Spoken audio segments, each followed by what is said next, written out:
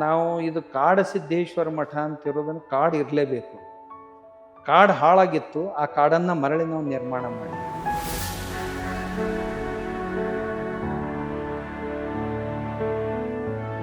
ಕಾಡು ಅಂದರೆ ಇದು ಕಾಡು. ಆಮೇಲೆ ಇಲ್ಲಿರುವಂಥ ಒಬ್ಬ ಸಿದ್ಧ ಪುರುಷ ಅನ್ನೋ ಒಂದು ಹೆಸರು. ಇನ್ನೊಂದು ಈ ಬೆಟ್ಟಕ್ಕೆ ಸಿದ್ಧಗಿರಿ ಅಂತ, ಸಿದ್ಧರು ವಾಸ್ತವ್ಯ ಮಾಡುವಂಥ ಗಿರಿ ಅಂತ ಹೀಗಿತ್ತು.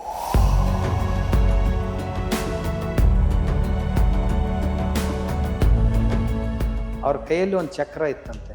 ಅದನ್ನ ಬೆಳಗ್ಗೆ ಎಸಿಲಿಕ್ಕೆ ಆರಂಭ ಮಾಡಿ ಸೂರ್ಯ ಅಸ್ತಕ್ಕೆ ಎಲ್ಲಿ ಬೀಳುತ್ತೋ ಅಲ್ಲಿ ಮಠ ಸ್ಥಾಪನೆ ಮಾಡಬೇಕು ಅಂತ ಇಲ್ಲಿ ಬಂದು ಮಠ ಸ್ಥಾಪನೆ ಮಾಡಿದ್ರಂತೆ.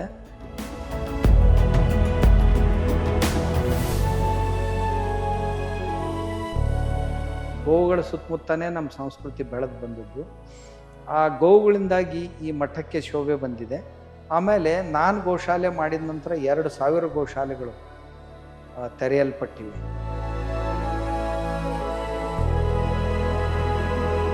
ಅದರ ಸಲುವಾಗಿ ಒಂದು 4-6 ಕೋಟಿ ರೂಪಾಯಿ ಖರ್ಚು ಮಾಡಿ ಲ್ಯಾಬ್ ಹಾಕಿ ನಾವು ಈಗ ಸುಮಾರು 4-5 ತಿಂಗಳುಗಳಿಂದ ಅದನ್ನು ಪ್ರಯಾಸ ಪಡ್ತಾ ಇದ್ದೀವಿ. ಇಲ್ಲಿವರೆಗೆ ಒಂದು 28 ಹಸುಗಳು ಗರ್ಭಧರಿಸಿ ಆಗಿದೆ. ಅವು ಇನ್ನೊಂದು 4-5 ತಿಂಗಳಿನಲ್ಲಿ ಕರು ಹಾಕಿದರೆ ಆ ಕರುಗಳು 1-1.5 ವರ್ಷದಲ್ಲಿ ಮತ್ತೊಂದು ಕರುವನ್ನು ಹಾಕುವಂಥ ಸಾಮರ್ಥ್ಯ. ನಮಸ್ತೆ ಗುರುಗಳೇ, ದಿ ಇಂಡಿಯಾ ಮಿರರ್ಗೆ ಸ್ವಾಗತ. ಗುರುಗಳೇ, ಕನ್ನೇರೆ ಮಠ ಇವತ್ತೊಂದು ಬೃಹದಾಕಾರವಾದಂತಹ ಸಂಸ್ಥೆಯಾಗಿ ಬೆಳೆದಿದೆ. ಆದ್ರೆ ಇದರ ಇತಿಹಾಸವನ್ನ ನೋಡೋದಾದ್ರೆ ಈ ಗೆಲುವು ಸಹ ಹೋರಾಟದ್ದೇ ಆಗಿತ್ತು ಅನ್ನುವಂತಹ ಕತೆ ಇದೆ. ಅದ್ರ ಬಗ್ಗೆ ಮಾಹಿತಿ ಕೊಡೋದಾದ್ರೆ? ಈ ಮಠದ ಸ್ಥಾಪನೆ ಆಗೋ ಸಂದರ್ಭದಲ್ಲಿ ಈ ಕಾಡಸಿದ್ದೇಶ್ವರರು ಅಂತಕ್ಕಂಥ, ಕಾಡು ಅಂದರೆ ಇದು ಕಾಡು, ಆಮೇಲೆ ಇಲ್ಲಿರುವಂಥ ಒಬ್ಬ ಸಿದ್ಧ ಪುರುಷ ಅನ್ನೋ ಒಂದು ಹೆಸರು. ಇನ್ನೊಂದು ಈ ಬೆಟ್ಟಕ್ಕೆ ಸಿದ್ಧಗಿರಿ ಅಂತ, ಸಿದ್ಧರು ವಾಸ್ತವ್ಯ ಮಾಡುವಂಥ ಗಿರಿ ಅಂತ ಹೀಗಿತ್ತು. ಈ ಮಹಾಪುರುಷ ಕರ್ನಾಟಕದ ಬೆಳಗಾವಿ ಜಿಲ್ಲೆ ಅಥಣಿ ತಾಲೂಕಿನ ಕಡೆಯಿಂದ ಬಂದರು. ಅವರೊಬ್ಬ ಸಿದ್ಧಪುರುಷರು. ಇಲ್ಲಿ ನಮ್ಮ ಕರ್ವೀರದಲ್ಲಿ ಒಬ್ಬ ರಾಣಿ, ಸ್ವಾಮಿಗಳು ಅಥವಾ ಸನ್ಯಾಸಿಗಳಂದ್ರೆ ಕೆಲವು ಜನ ಯಾವಾಗಲೂ ಅವ್ರ ವೇಷ ತೊಟ್ಕೊಂಡು ಜನರಿಗೆ ಮೋಸ ಮಾಡುವಂಥ ಜನರು ಆ ಕಾಲದಲ್ಲಿ ಇದ್ರೆ ಕಾಣುತ್ತೆ. ಅದಕ್ಕೆ ಅವ್ರು ಪ್ರತಿಯೊಬ್ಬರನ್ನ ಪರೀಕ್ಷೆ ಮಾಡ್ತಿದ್ಲಕ್ಕೆ, ಈತ ನಿಜವಾದ ಸನ್ಯಾಸಿ ಹೌದೋ ಅಲ್ಲೋ ಅಂತ. ಸುಮಾರು ಜನರನ್ನ ಜೈಲಿಗೆ ಹಾಕಿದ್ಲಂತೆ ಆ ಕಾಲದಲ್ಲಿ.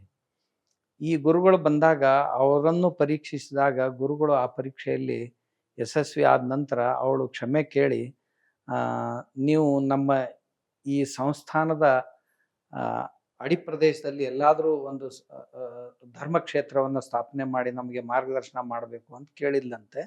ಆಗ ಇವ್ರನ್ನೆಲ್ಲ ಬಿಟ್ಕೊಡಿ ಅಂತ ಹೇಳಿ ಅವ್ರನ್ನೆಲ್ಲ ಬಿಡಿಸ್ಕೊಂಡು ಅವ್ರನ್ನೆಲ್ಲ ಕರ್ಕೊಂಡು ಬಂದು, ಅವ್ರ ಕೈಯಲ್ಲಿ ಒಂದು ಚಕ್ರ ಇತ್ತಂತೆ. ಅದನ್ನ ಬೆಳಗ್ಗೆ ಎಸಿಲಿಕ್ಕೆ ಆರಂಭ ಮಾಡಿ ಸೂರ್ಯ ಅಸ್ತಕ್ಕೆ ಎಲ್ಲಿ ಬೀಳುತ್ತೋ ಅಲ್ಲಿ ಮಠ ಸ್ಥಾಪನೆ ಮಾಡಬೇಕು ಅಂತ ಇಲ್ಲಿ ಬಂದು ಮಠ ಸ್ಥಾಪನೆ ಮಾಡಿದ್ರಂತೆ. ಆ ಸಾಧಕರು ಏನಿದ್ರು ಸ್ವಾಮಿಗಳು, ಅವ್ರಿಗೆಲ್ಲರಿಗೂ ಒಳ್ಳೆಯ ಸಾಧನೆಯನ್ನ ಕಲಿಸಿ ಅವ್ರನ್ನ ಮುಂದೆ ಧರ್ಮ ಪ್ರಚಾರಕ್ಕಾಗಿ ಎಲ್ಲ ಕಡೆ ಕಳಿಸಿದ್ರು. ಅವಾಗಿನಿಂದ ಈ ಮಠದ ಸ್ಥಾಪನೆ ಆಯಿತು. ಈಗ ನಾನು ಈ ಮಠಕ್ಕೆ 49ನೇವನು. ನಿಮ್ಮ ಸಾಧನೆಯನ್ನ ಗಮನಿಸೋದಾದ್ರೆ ಪ್ರಕೃತಿ ಪೂರಕವಾದಂತಹ ಕಟ್ಟಡಗಳೇ ನಿರ್ಮಾಣವಾಗಿದೆ. ಕಲ್ಲಿನ ಬಳಕೆ ಇರಬಹುದು, ಅದರಿಂದ ಸಾಧ್ಯವಾದಷ್ಟು ನೈಸರ್ಗಿಕವಾಗಿದೆ ರೀ. ಮ್ಯೂಸಿಯಂ, ಗೋ ಶಾಲೆ ತುಂಬಾ ಇಂಪಾರ್ಟೆಂಟ್. ಗೋ ಹತ್ಯೆ ಇಡೀ ದೇಶದಲ್ಲಿ ಸದ್ದು ಮಾಡ್ತಿದೆ. ಗೋಶಾಲೆ ನಡೆಸೋದು ಕಷ್ಟ ಅಂತಾರೆ. ಕಷ್ಟ ಅಂತ. ಈ ಮಠದಲ್ಲಿ ನಾವು ಇದು ಕಾಡು ಸಿದ್ದೇಶ್ವರ ಮಠ ಅಂತಿರೋದನ್ನು ಕಾಡು ಇರಲೇಬೇಕು. ಕಾಡು ಹಾಳಾಗಿತ್ತು, ಆ ಕಾಡನ್ನು ಮರಳಿ ನಾವು ನಿರ್ಮಾಣ ಮಾಡಿದ್ದೀವಿ. ಯಾಕಂದರೆ ಇದ್ರ ಹೆಸರೇ ಕಾಡು ಸಿದ್ದೇಶ್ವರ ಮಠ ಇರೋದ್ರಿಂದ. ಆಮೇಲೆ ನಮಗೆ ಈ ಕಾಡಿನ ಮೇಲೆ ಮೊದಲಿಂದಲೂ ಪ್ರೀತಿ ಇರೋದ್ರಿಂದ, ಆಮೇಲೆ ಕೃಷಿಯ ಮೇಲೆ ನಾನು ಕೃಷಿ ಪರಿವಾರದಲ್ಲಿ ಹುಟ್ಟಿ ಬೆಳೆದದ್ರಿಂದ ಅದರ ಮೇಲೆ ಪ್ರೀತಿ ಇದ್ದೇ ಇತ್ತು. ಈ ಮಠದ ಪರಂಪರೆಯಲ್ಲಿಯೂ ಕೃಷಿ ಇತ್ತು, ಆದ್ದರಿಂದ ಅದನ್ನು ಮಾಡ್ತಾ ಬಂದೆ. ಆಮೇಲೆ ಇಲ್ಲಿ ಈ ಮಠದಲ್ಲಿ ಯಾವುದೇ ಕಟ್ಟಡಗಳನ್ನು ಕಟ್ಟೋದಾದರೆ ಅವು ಪ್ರಕೃತಿ ಪೂರಕವಾಗಿ ಇರಬೇಕು ಅಂತ. ಆಮೇಲೆ ಸಿಕ್ಕಾಪಟ್ಟೆ ಅಡ್ಡ ತಿಡ್ಡ ಬೆಳಿಬಾರ್ದು, ಅವು ವರ್ಟಿಕಲ್ ಆಗಿದ್ದರೆ ಭೂಮಿ ಉಳಿಬೇಕು ಅನ್ನೋ ದೃಷ್ಟಿಯಿಂದ ಅತಿ ಕಡಿಮೆ ಭೂಮಿಯಲ್ಲಿ ಕಟ್ಟಡಗಳನ್ನು ಕಟ್ಟಬೇಕು ಅನ್ನೋದಕ್ಕಿಂತ ಮ್ಯಾಕ್ಸಿಮಮ್ ಆಗಿ ವರ್ಟಿಕಲ್ ಆಗಿ ಕಟ್ತಾ, ಅಂದರೆ ಎತ್ತರವಾಗಿ ಕಟ್ತಾ ಇದೀವಿ ನಾವು, ಅಡ್ಡಲಾಗಿ ಕಟ್ಟೋದಿಲ್ಲ. ಅವಶ್ಯಕತೆ ಬಿದ್ದಾಗ ಮಾತ್ರ ಅಡ್ಡಲಾಗಿ ಕಟ್ತೀವಿ, ಅದು ಗೋಶಾಲೆ ಅದು ಮುಂತ. ಆಮೇಲೆ ಗೋಶಾಲೆ ಇದು ಚಿಕನ್ನಿಂದಲೂ ಅಥವಾ ನಮ್ಮ ದೇಶದ ಸಂಸ್ಕೃತಿ, ಗೋವುಗಳ ಸುತ್ತಮುತ್ತನೇ ನಮ್ಮ ಸಂಸ್ಕೃತಿ ಬೆಳೆದು ಬಂದದ್ದು. ಆ ಗೋವುಗಳಿಂದಾಗಿ ಈ ಮಠಕ್ಕೆ ಶೋಭೆ ಬಂದಿದೆ. ಆಮೇಲೆ ನಾನು ಗೋಶಾಲೆ ಮಾಡಿದ ನಂತರ 2,000 ಗೋಶಾಲೆಗಳು ತೆರೆಯಲ್ಪಟ್ಟಿವೆ. ಅಂದರೆ 10 ಹಸುಗಳಿಂದ ಹಿಡ್ಕೊಂಡು 1000 ಹಸುಗಳವರೆಗೆ 2,000 ಗೋಶಾಲೆಗಳಿಗೆ ಈ ಗೋಶಾಲೆ ಪ್ರೇರಣೆಯಾಗಿದೆ. ಆ ರೀತಿಯ ಗೋಶಾಲೆಯನ್ನ ನಾವು ಮಾಡಿದೀವಿ. ಎಕ್ಸ್ಪೆನ್ಸ್ ತುಂಬಾ ಪಾಲನೆ ಹಾ. ಕಷ್ಟ ಅಂತ ಹೇಳಿ ಸರ್ಕಾರದ ವತಿಯಿಂದ ಹೇಳಿದ್ದು ಉಂಟು. ಆ ಎಕ್ಸ್ಪೆನ್ಸ್ ಅಂತೂ ಇದ್ದೇ ಇರುತ್ತೆ. ಆ ಪಾಲನೆನೂ ಕಷ್ಟ ಅಂತ ಅನ್ಸುತ್ತೆ. ಯಾಕಂದ್ರೆ ಜನ ಸಿಗೋದಿಲ್ಲ, ಮೇವು ಸಿಗೋದಿಲ್ಲ ಅಂತ ಹೇಳ್ತಾರೆ. ಆ ಜಗತ್ತಿನಲ್ಲಿ ಯಾವುದೂ ಅಸಾಧ್ಯ ಇಲ್ಲ. ಮನಸ್ಸು ಬೇಕು. ಮನಸ್ಸಿದ್ರೆ ಮಾರ್ಗ ಸಿಕ್ಕೇ ಸಿಗುತ್ತೆ. ನಾವು ಆ ಖರ್ಚನ್ನ ಈಗ ಸುಮಾರು 60ರಷ್ಟು, ಈಗ 1500 ಹಸು ಮತ್ತು ಹೋರಿಗಳು ಸೇರಿ ನಮ್ಮ ಹತ್ರ ಇವೆ. ಒಂದು 400 ಹೋರಿಗಳು, ಒಂದು 1100 ಹಸುಗಳು ಇವೆ. ಈಗ ಅದರಲ್ಲೇ ನಾನು ಪ್ರತಿ ವರ್ಷ ಇನ್ಕಮ್ ಜನರೇಟ್ ಮಾಡ್ತಾ ಹೊರಟಿದ್ದೀನಿ. ಪಂಚಗವ್ಯದ 30 ಪದಾರ್ಥಗಳನ್ನು ತಯಾರು ಮಾಡ್ತಾ ಇದ್ದೀವಿ. ಬೇರೆ ಬೇರೆ ಗೊಬ್ಬರಗಳನ್ನು ತಯಾರು ಮಾಡ್ತಾ ಇದ್ದೀವಿ. 60% ಈಗ ಗೋಶಾಲೆ ತನ್ನದನ್ನು ತಾನೇ ನಡೆಸ್ಕೊಂಡು ಹೋಗುವಷ್ಟು ಸಮರ್ಥವಾಗಿದೆ. ಇನ್ನು ಭವಿಷ್ಯದಲ್ಲಿ ನಾನೀಗ ಹಸುಗಳದ್ದು IVF ಸೆಂಟರ್ ತೆಗೆದಿದ್ದೀನಿ. IVF ಅಂದ್ರೆ ಇನ್ಫರ್ಟಿಲಿಟಿ ಒಳಗ ಕೆಲಸ ಮಾಡಬೇಕು ಅಂತ. ಆಮೇಲೆ IVF ಮುಖ್ಯ ಉದ್ದೇಶ ಟೆಸ್ಟ್ ಟ್ಯೂಬ್ ಬೇಬಿ. ಈ ಟೆಸ್ಟ್ ಟ್ಯೂಬ್ ಬೇಬಿ ಅಂದ್ರೆ ಅತಿ ಹೆಚ್ಚು ಹಾಲು ಕೊಡುವಂತ ಬ್ರೀಡಿಂಗ್ ಸಲುವಾಗಿ, ಈ ಹಸುಗಳ ಇದನ್ನು ಜಾತಿಯನ್ನು ಸುಧಾರಣೆ ಮಾಡುವ ಸಲುವಾಗಿ ಸುಮಾರು 15ರಿಂದ 20 ಲೀಟ್ರು, ಕಿಲಾರಿ ಆಗಿದ್ರೆ 10ರಿಂದ 12 ಲೀಟ್ರು. ಇನ್ನು ಬೇರೆ ರಾಜಸ್ಥಾನ್ ಮುಂತಾದ ತಳಿಗಳ ಏನದಾವ ಅವುಗಳಿಗಾಗಿ ಒಂದು 20 ಲೀಟ್ರ್ ಪ್ರತಿ ದಿವಸ ಹಾಲು ಕೊಡುವಂತ ಒಂದು ಕರು ತಯಾರಾಗಬೇಕಾದ್ರೆ ಖರ್ಚು ಬರುತ್ತೆ. ಅದರ ಸಲುವಾಗಿ ಒಂದು 4-6 ಕೋಟಿ ರೂಪಾಯಿ ಖರ್ಚು ಮಾಡಿ ಲ್ಯಾಬ್ ಹಾಕಿ ನಾವು ಈಗ ಸುಮಾರು 4-5 ತಿಂಗಳುಗಳಿಂದ ಅದನ್ನು ಪ್ರಯಾಸ ಪಡ್ತಾ ಇದ್ದೀವಿ. ಇಲ್ಲಿವರೆಗೆ ಒಂದು 28 ಹಸುಗಳು ಗರ್ಭಧರಿಸಿ ಆಗಿದೆ. ಅವು ಇನ್ನೊಂದು 4-5 ತಿಂಗಳಿನಲ್ಲಿ ಕರು ಹಾಕಿದ್ರೆ ಆ ಕರುಗಳು 1-1.5 ವರ್ಷದಲ್ಲಿ ಮತ್ತೊಂದು ಕರುವನ್ನು ಹಾಕುವಂತ ಸಾಮರ್ಥ್ಯ.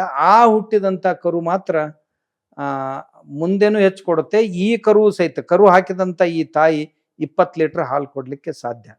ಅದು ಇನ್ನೊಂದು ವರ್ಷದಲ್ಲಿ ನಮ್ಮ ಕೊಟ್ಟಿಗೆ ಸ್ವಾವಲಂಬಿಯಾಗಿ ಗೋಶಾಲೆ ಸ್ವಾವಲಂಬಿಯಾಗಿ ನಡೀಲಿಕ್ಕೆ ಎಷ್ಟು ಹಾಲು ಬೇಕೋ ಅಷ್ಟು ಹಾಲು ಕೊಡುವಷ್ಟು ಸಾಮರ್ಥ್ಯ ಇದಕ್ಕೆ ಬರುತ್ತೆ.